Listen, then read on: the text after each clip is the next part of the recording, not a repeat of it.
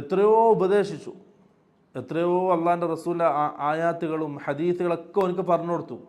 പക്ഷെ ഓന് മാറുന്നില്ല, ഓൻ ചിന്തിക്കുന്നില്ല എന്ന് പറയുമ്പോൾ പ്രിയമുള്ളവരെ മനസ്സിലാക്കിക്കൊള്ളുക, ഓൻ അള്ളാഹുവിൻ്റെ പരീക്ഷണത്തിലാണ്.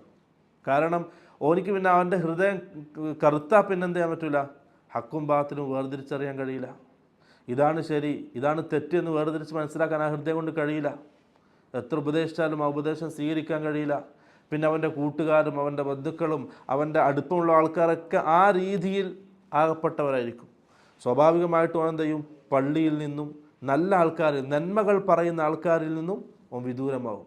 പിന്നെ ഓൻ അടുക്കൽ എവിടത്തേക്കാണ്, അവനെപ്പോലെ തെറ്റുകളിൽ മുങ്ങിക്കുളിച്ച് അള്ളാഹുവിൻ്റെ സ്മരണ, അള്ളാഹുവിൻ്റെ ഓർമ്മ തീരെ ഇല്ലാത്ത ഹൃദയത്തിൻ്റെ ആൾക്കാർ, അവരുടെ കൂടെയൊക്കെ പിന്നെ ഓനുണ്ടാവുക.